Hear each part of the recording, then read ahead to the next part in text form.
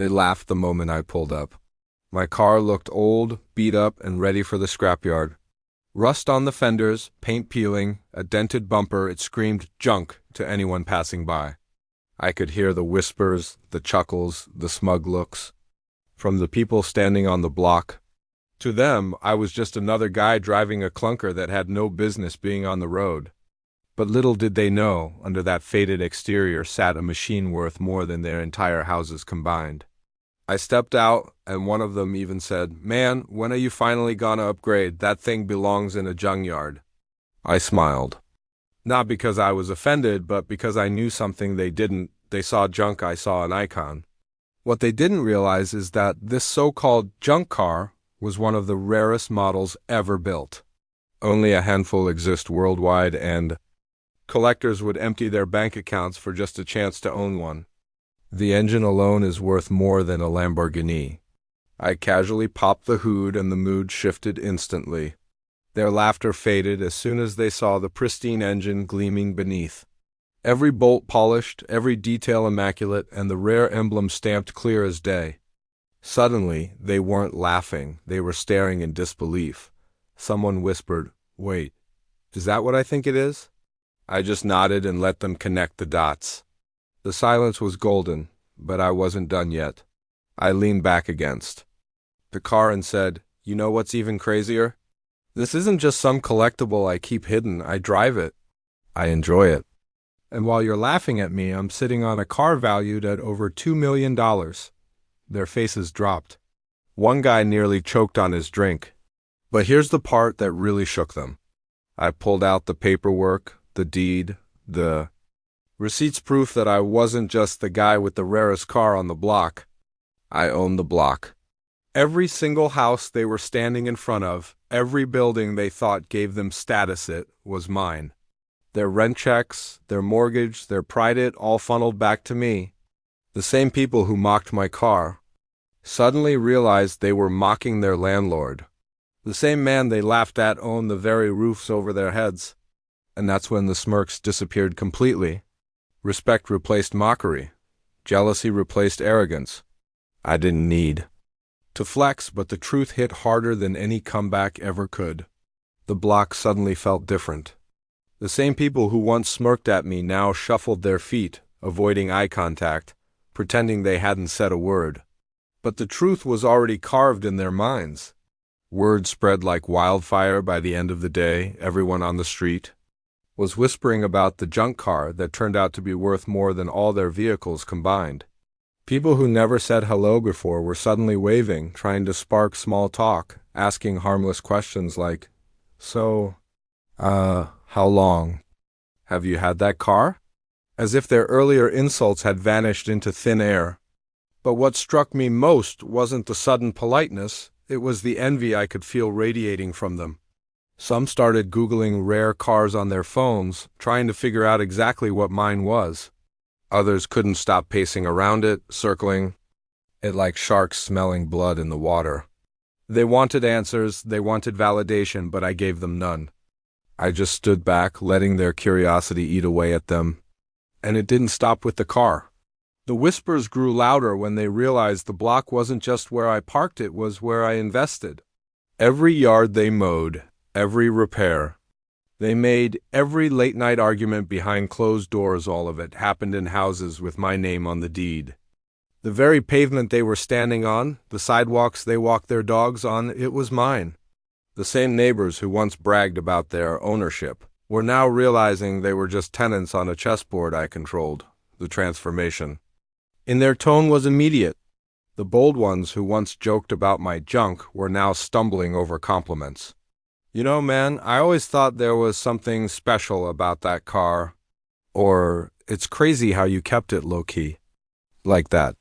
Low-key wasn't the word, it was patience. I had let them underestimate me, let them build their own false sense of superiority, only to shatter it in a single afternoon. But here's where things really took a turn. Suddenly, they weren't just neighbors anymore, they were opportunists. One came to me later that night, knocking on my door with a bottle of cheap wine, pretending to be friendly, asking if I'd ever consider selling him the car for a good deal. Another one tried to pitch me a business idea, as if he suddenly discovered I was worth listening to now. The very same people who couldn't hide their laughter in the morning were scrambling to get on my good side by the evening. And I realized something powerful in that moment. When people think you have nothing, they'll treat you like you're invisible. But the second they see proof of your worth, they'll trip over themselves just to be in your shadow. It didn't take long for the friendliness to wear thin and for the jealousy to start bubbling over. The smiles at the mailbox, the sudden invitations to barbecues, the fake compliments about my incredible taste, all of it felt forced. Beneath those grins, I could see the resentment building. They weren't celebrating me. They were calculating. And the more they thought about the fact that I owned their block, the more uncomfortable they became. The first sign of it came quietly. One morning, I noticed someone had keyed the side of my car, a long, jagged scratch running across the door. Whoever did it thought they were being slick, but I could almost hear their frustration in every inch of that scrape. They wanted to remind me that not everyone admired my success. They wanted to humble me in the only way they thought possible. What they didn't know is that the restoration cost on that paint job was nothing to me. It was like flicking lint off my jacket. But it told me something. My reveal had shifted the balance, and some people couldn't handle it. Then came the rumors.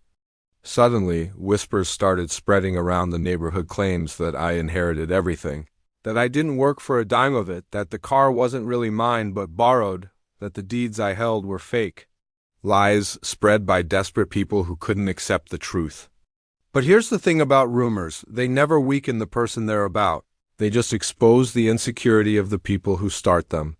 And the more they talked, the more obvious it became that envy was eating them alive. Soon their desperation turned strategic. A few of the tenants banded together, talking about pooling their money to buy back the properties I owned. They acted like they were planning some grand takeover, as if they could force me out of what was already mine. Some even tried to dig into my personal life, searching for mistakes, flaws, anything they could weaponize. They wanted to find a crack in the foundation of everything I'd built, because deep down, it drove them crazy to know that the man they laughed at was the one holding the keys to their future. But here's the funny part. I didn't even have to confront them. Their envy made them clumsy. One slipped up, another betrayed the group, and before long, their little revolt crumbled before it even began. And while they were busy plotting against me, I was already 3 steps ahead, buying more land, investing in more properties, and tightening the very grip they thought they could escape. And every time I rolled down the block in that so-called junk car, it was a reminder they couldn't ignore. The sight of it parked outside my place became a symbol. What they mocked yesterday now represented the power I held today. They could scratch it, lie about it, gossip all they wanted, but the reality never changed. The car was priceless, the block was mine, and their opinions had no value. It wasn't long before the conflict stopped hiding behind fake smiles and petty rumors. The tension thickened, and the neighborhood started to feel like a stage where every move I made was under a spotlight. Some of the tenants, desperate to feel in control again, turned to the city. Suddenly, I was getting random visits from inspectors' noise complaints, zoning questions, even a laughable accusation that my car was abandoned and lowering property values. They thought bureaucracy could do what envy couldn't, but the problem with trying to use the system against me was simple. I was the system. I had lawyers, accountants, and connections that made their little complaints vanish before they even left the desk. Every notice, every warning, every petty ticket disappeared in a matter of days, leaving them frustrated and powerless. What they didn't realize is that while they were busy filing complaints, I was buying more shares in the very companies that serviced their utilities. Water, power, trash pickup, their daily lives were being funded by me without them even knowing. The sabotage grew bolder. One night, someone actually tried to siphon gas from my car, thinking they'd finally get one over on me. The joke was on them. The tank had been drained already because I never leave something that rare vulnerable. They left with nothing but a mouthful of fumes and the humiliation of being caught on my security cameras. When I showed the footage, To a couple of people on the block, I didn't need to say a word. The message was clear. I knew exactly who was behind it, and I wasn't afraid to expose them. And that's when the real cracks began to show. The ones who had tried to turn against me started turning on each other. Accusations flew, trust eroded, and little alliances dissolved overnight. They were too busy watching their backs to keep coming at me. It was almost poetic. While they wasted their energy tearing one another down, I was steadily building higher. Every time they tried to drag me into the mud, I reminded them I was the one holding the deeds, the contracts, the titles. What they didn't realize was that their obsession with me was costing them more than their pride. While they schemed, rents crept up, property values shifted, and opportunities slipped through their fingers, and the irony, the very person they wanted to see fail was the only one with the power to make their lives easier. But they were too blinded by envy to admit it. And every time I walked out to that car, keys in hand, I could feel their eyes burning into me. Some looked with resentment, others with regret, a few with reluctant admiration. But none of them could escape the truth. The car they once mocked was their daily reminder of how wrong they had been. And the landlord they tried to humiliate was the one writing the rules they lived by. The breaking point came sooner than I expected. After months of whispers, petty sabotage, and failed schemes, the neighbors decided to unite for one last, desperate push. They called a meeting. Every tenant, every resident on the block gathered. In one of the bigger houses I owned, plotting against the very man whose name was on their leases. They thought if they all came together, if they made enough noise, they could force me out. I knew about it before the first chair was even set up. Word always found its way back to me. So while they sat there venting about how unfair it was that I owned the block and brainstorming ways to pressure me, I was already preparing my move. They had no idea they were planning their rebellion inside a property I had bought years ago for cash. The irony was delicious. They were paying rent to plot against their landlord. Their big plan? File a collective lawsuit. They thought if they'd banded together, they could accuse me of being a slumlord, claim my car was an eyesore, and push me into selling off the block. They even pooled money for a lawyer, someone they believed could finally take me down. But here's what they didn't count on. My lawyers were 10 times sharper, and I had documented every repair, every improvement, every dollar spent keeping the block in pristine condition. Their case wasn't just weak, it was laughable. When the day finally came, they walked into court full of confidence, convinced they were about to win back their pride. But as soon as my legal team dropped the stack of evidence on the judge's desk, their faces drained of color. Photos, invoices, signed agreements, all showing that not only had I upheld my responsibilities, I had gone above and beyond. The judge dismissed their case before it even warmed up. And just like that, their last shot backfired spectacularly. But I wasn't done. To drive the point home, I made an announcement that shook the entire block. I revealed plans to renovate the neighborhood, upgrading every property, modernizing utilities, and increasing value across the board. On the surface, it looked like generosity, but they knew what it really meant. Higher rents, stricter contracts, and more control in my hands. Their revolt had not only failed, it had triggered the very outcome they feared most. And when I pulled up in my car that evening, the so-called junk they once mocked, I didn't hear laughter anymore. I heard silence, heavy, bitter silence. They weren't just tenants now. They were captives of their own envy, trapped in a reality they had tried so hard to fight against. And I didn't have to say a word, because the rumble of my engine said, "Everything from me." It wasn't long before the story escaped the block. Word spread like wildfire, carried by gossip, social media posts, and even local news whispers. The guy with the junk car that's worth millions became a legend that traveled far beyond the neighborhood. People from nearby streets started driving through just to catch a glimpse of the car parked in my driveway, snapping photos like it was some kind of monument. My neighbors, who once mocked me, now had strangers pointing at their homes saying, "That's the block owned by him." Respect and fear began to blur together. On one hand, Some neighbors finally dropped their arrogance completely, offering genuine respect, treating me like the pillar of the community. On the other, there were those who avoided me entirely, afraid that even a wrong glance might cost them. It was strange to watch the same people who once threw casual insults at my junk now whispered my name with caution, as if speaking it too loudly might shift their fate. The car itself became a symbol, a reminder they couldn't escape. Every time the engine roared to life, curtains twitched, doors cracked open, and heads turned. Kids pointed in awe, parents told them to hush, and neighbors pretended not to care while their eyes betrayed them. It wasn't just a car anymore, it was proof of value hidden in plain sight, a rolling lesson about perception and reality. And outsiders, oh, they came in waves. Collectors showed up offering absurd amounts of money, each one higher than the last, begging me to sell. Journalists tried to write features, YouTubers wanted collaborations. Influencers posed for photos near the car without even asking. My driveway became a magnet for attention, and suddenly the block I owned was no longer just a neighborhood, it was a landmark. But with that attention came a new layer of pressure. Some of the neighbors resented the spotlight, complaining that they never asked to live next to a legend. Others, secretly thrilled, tried to milk the situation, turning their homes into Airbnb rentals, advertising them with lines like, "Stay near the $2 million car." The irony was unreal. They were making money off the very thing they once ridiculed.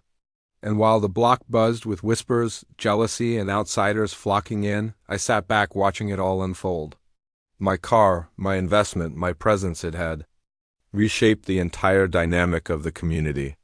But deep down, I knew the story wasn't done. Because the more people talked, the more powerful the myth became. And myths don't just fade quietly, they grow, they twist, they attract challengers who want to prove them wrong. And that's exactly what happened. The legend of the car and the block didn't just attract curious onlookers or jealous neighbors, it drew in sharks. Big players, people with deep pockets and bigger egos, started circling. Collectors who didn't care about the story, only the bragging rights, sent in offers that sounded insane on paper, numbers most people couldn't even dream of. But the more they pushed, the more I refused, and that refusal only made them hungrier. Then came the investors.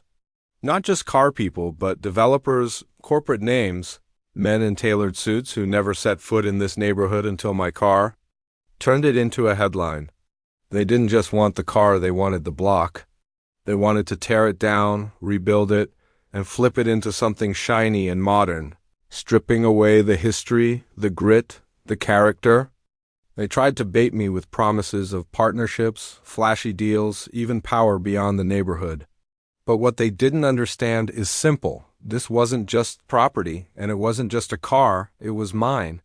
And when they realized money wouldn't move me, the tactics changed. Meetings turned into threats masked as business talk. "You wouldn't want the block to lose its value, would you?" one of them said, his smile sharp enough to cut glass. Another hinted that keeping a car like mine unsecured might invite problems. They thought intimidation could break me the way envy had broken my neighbors. But they didn't know who they were dealing with. Because while they were trying to corner me, I was already locking down every angle. More security, more surveillance, tighter contracts, and strategic alliances they couldn't even see coming. Every threat they whispered only made me double down harder. If my neighbors couldn't knock me off balance, what chance did outsiders have? Still, the pressure was undeniable. The block that once mocked me now watched in silence as unfamiliar cars rolled through sleek black SUVs, tinted windows, men in suits walking the sidewalks like they owned the place. The neighbors who once wanted me gone suddenly looked at me as their shield, realizing that if I went down, they'd all be swallowed up too. The same people who laughed at my junk car were now depending on it and me to keep their lives stable, and that's when I understood. The car wasn't just worth $2 million, it wasn't just rare, it wasn't just history. It had become leverage, a weapon, a line in the sand. To some it was treasure, to others it was a target, but to me, it was the crown jewel in a kingdom nobody else even realized I was building. The direct move came on a night when the air felt heavier than usual. The kind of night where you know something is about to happen before it even does. A black SUV rolled up slow, too slow, and parked just a few houses down. The engine cut, but nobody stepped out right away. My neighbors peeked from their blinds, whispering, pretending not to watch. They knew this wasn't just another visitor. Finally, 3 men got out sharp suits, polished shoes, and the kind of confidence that comes from people who believe money can bend the world to their will. They didn't knock on a door, didn't look around, they walked straight toward my driveway, straight toward the car. One of them circled it like a predator, his fingers grazing the hood as if he already owned it. Another lit a cigar, blowing smoke into the night, his eyes fixed on me as I stepped out from my porch. The leader, the one in the middle, smiled, in that cold, calculated way that said everything before he even opened his mouth. "Beautiful machine you've got here," he said, voice smooth but heavy with intent. "Shame if it stayed stuck in a place like this." He looked around at the block like it was beneath him. "You've done well here, too well. But let's be real, you're punching above your weight. This car, this block, it should belong to someone who knows what to do with it. It wasn't an offer, it was a challenge, a test." His men stood behind him, waiting for me to flinch, waiting for me to stumble into a deal I'd regret. But what they didn't know is that the block wasn't my weakness, it was my fortress. Every house, every lease, every signature in the books tied back to me and the car. It was the bait that lured them in, the symbol they couldn't resist. I stepped closer, slow and deliberate, letting silence hang between us. "Funny thing about people like you," I finally said. "You see money, you smell power, and you think you own the table. But here's the difference, you're just playing the game." I built the board. For the first time, that smug smile cracked. Just a flicker, but enough for me to see it. My neighbors, still peeking from their windows, knew they were witnessing something bigger than property lines or car values. This was a battle for control, and I wasn't about to give an inch. The man leaned in closer, voice lower now. "Careful," he said. "A board can burn."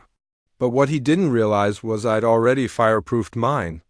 The standoff didn't break with shouting, fists, or chaos, it broke with silence. The kind that weighs on the air until even the boldest man starts to feel small.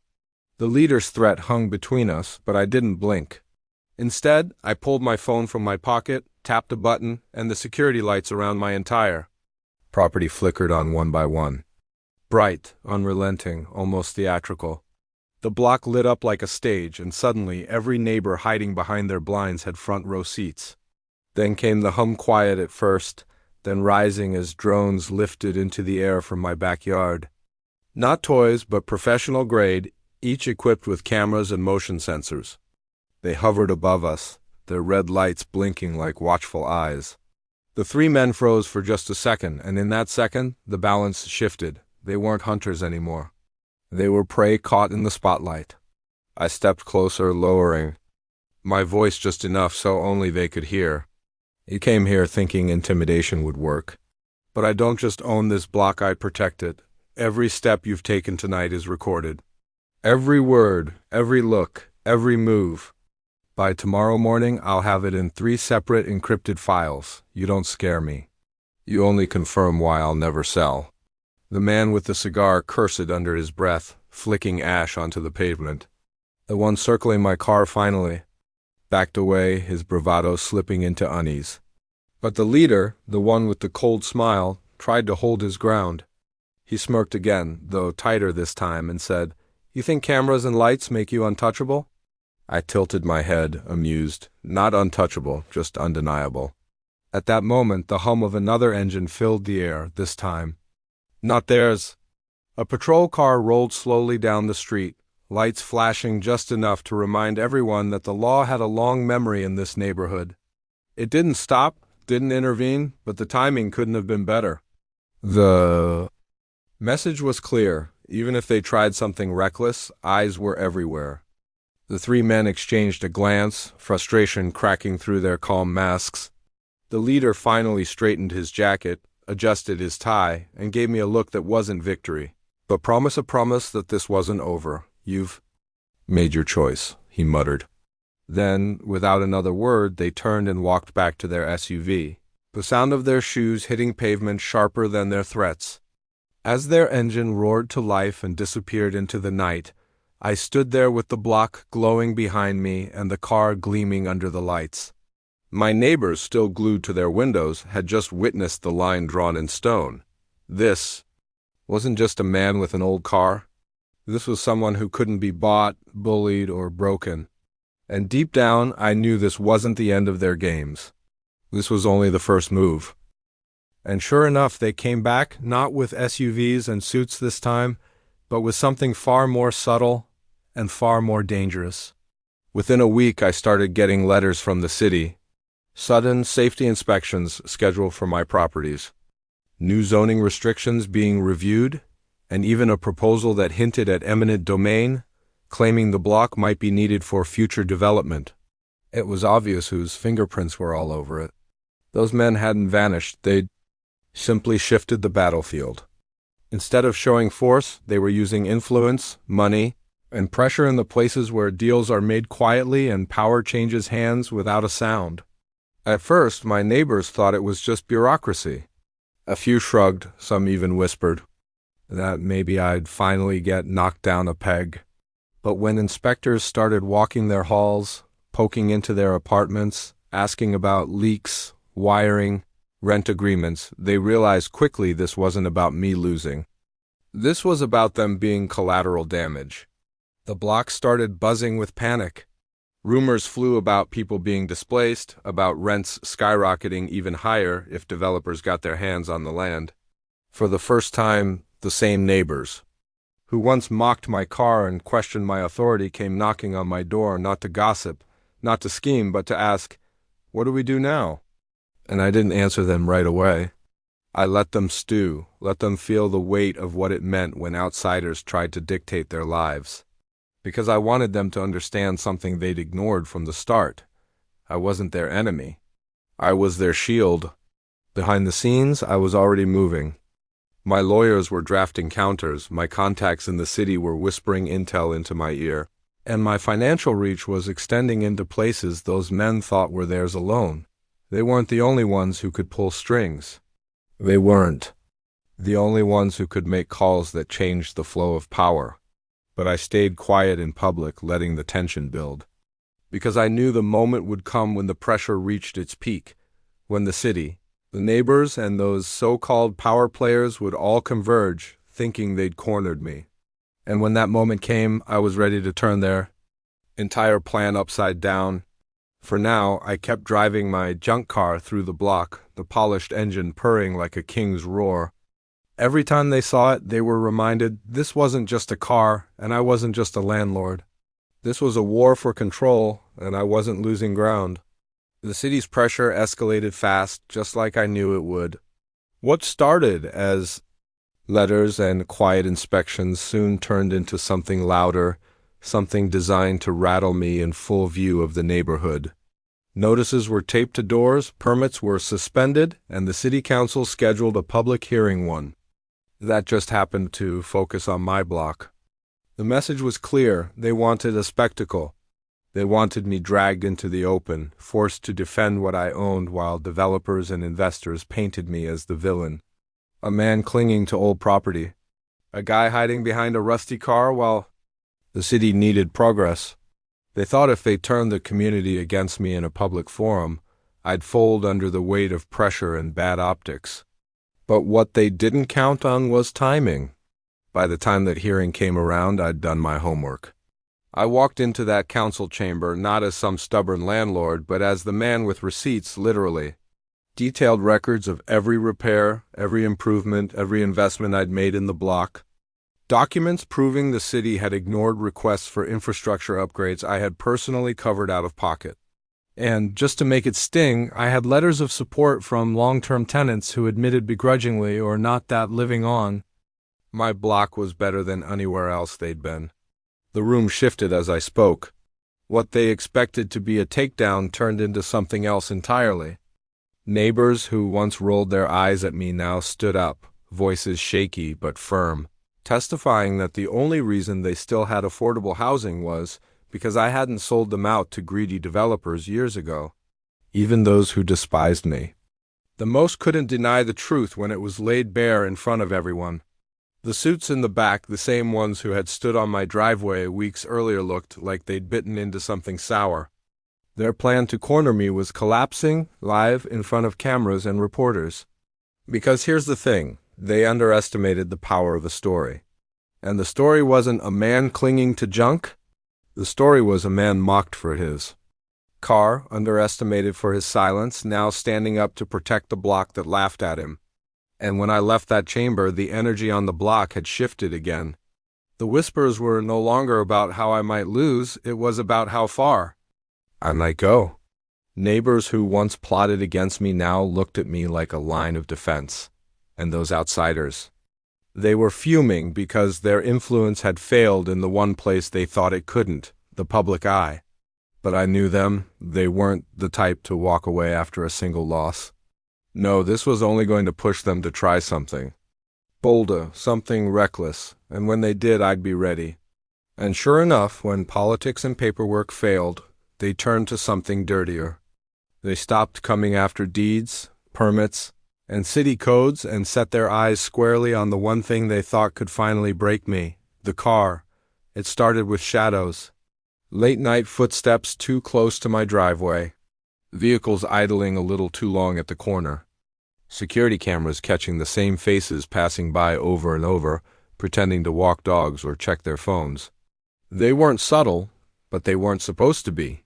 It was psychological, an attempt to make me feel like the car wasn't safe, like the crown jewel of my empire could be touched. Then the first real strike came. One morning, I walked out to find glass on the ground. They hadn't stolen anything, hadn't even made it inside, but the message was clear. We can reach it. My neighbors crowded their windows again, some smirking, others pale with worry. They were waiting to see if I'd panic, if I'd finally crack under the weight of pressure. But instead of lashing out, I just smiled, cleaned up the mess, and made a phone call. That night, the car wasn't sitting alone in the driveway anymore. Reinforced barriers, hidden deterrents, and a security detail they didn't see coming turned my property into a fortress. And the best part? I made it visible. Enough that whoever was behind the sabotage would know. Every move they made was being watched, every angle covered. But they weren't done. A week later, I caught it clear as day on one of my drone feeds. Two men creeping up with tools, thinking the dead of night would protect them. They didn't even make it within 10 feet before floodlights kicked. Alarms blared, and the sound of heavy boots sent them running into the dark. By the time the police arrived, all that was left were footprints and the panic in their retreat. And yet the damage wasn't to the car, it was to the block. Because now, my neighbors weren't just watching drama unfold. They were living in the middle of a war zone. Some cursed my name, saying the car had brought trouble to their doorsteps. Others admitted quietly that without me they'd already be swallowed whole by developers. The block was divided, tense, buzzing with fear and resentment. Exactly the environment my enemies wanted. But here's what they underestimated again. The car wasn't just a target, it was bait. Every failed attempt to touch it only gave me more evidence, more leverage, more reason to tighten my grip. And as they got bolder, I knew it was only a matter of time before they made the one mistake that would expose them completely. Because you can scratch paint, you can break glass, you can try to intimidate, but you can't destroy what's already become a legend. So the next time someone calls your dreams junk or laughs at what you own, remember this value isn't about appearances, it's about vision. They mocked my car, they doubted my worth, and they tried everything to break me. But in the end, every insult, every scheme, every sabotage attempt only made my story bigger. That junk car turned out to be a symbol worth millions, and the block they thought they controlled? It's mine and always will be. If you enjoyed this story, make sure to hit that like button, subscribe to the channel, and turn on notifications so you don't miss what comes next. Trust me, this ride is far from over.